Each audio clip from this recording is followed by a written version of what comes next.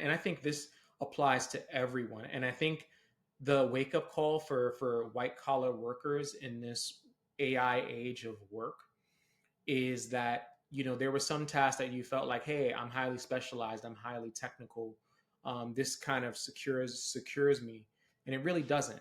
What AI is doing is it's taking over a lot of lower order tasks, a lot of data processing, a lot of those kinds of things.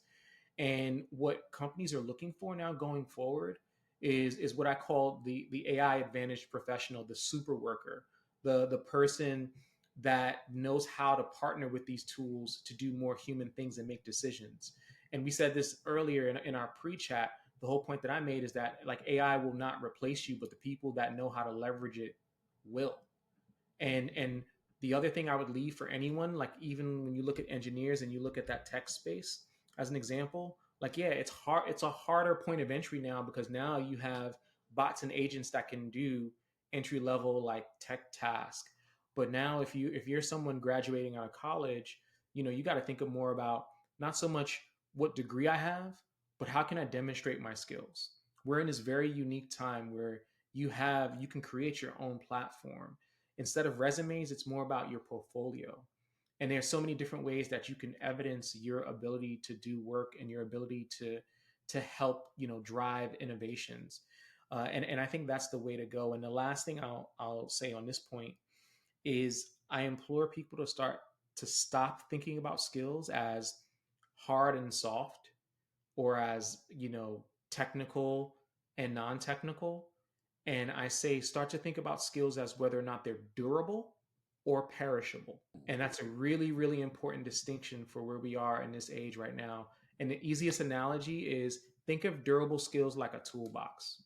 You got a hammer, nails, drill, right? You can build a bed, you can build a wall. You're gonna always come back to those tools time and time again for certain things. Think about perishable skills like groceries. Like, yeah, you need them and you gotta eat. But guess what? If you have those skills in the fridge too long, you leave them outside of the fridge, they're gonna spoil. So it's a mix of like your tools and your groceries, and you got to kind of understand where are you investing your time.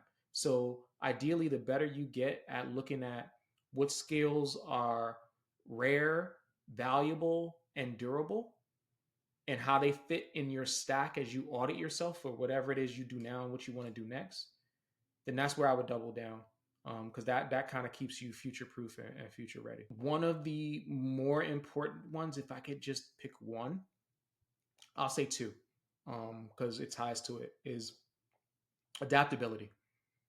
Like adaptability, and this is not about resilience or grit, but the reason why adaptability is such an important skill to hone in on is because in this modern era of work and life, things are changing faster than our human brains have the capacity to actually learn and understand.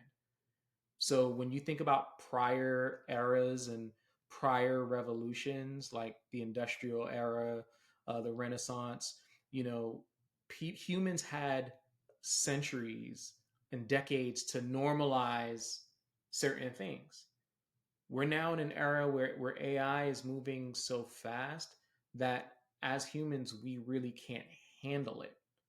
So the more we develop our skills around adaptability, and part of that is, and this is my second honorable mention, is being able to build like a learning mindset. So learning dexterity.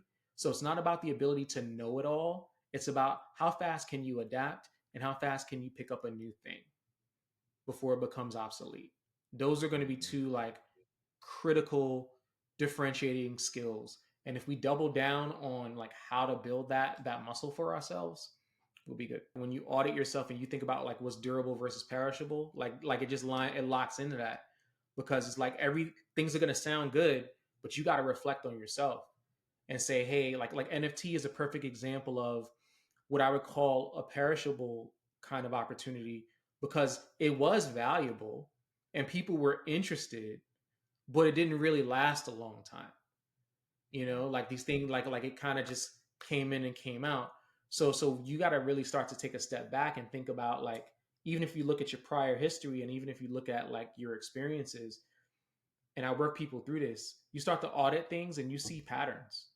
You're like, yo, this skill transfer from here to here, or I got deep in this skill and then this one kind of went away.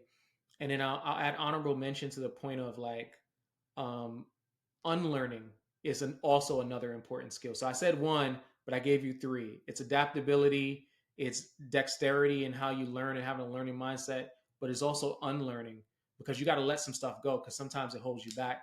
And once you if you don't recognize that, you have to move on from a thing.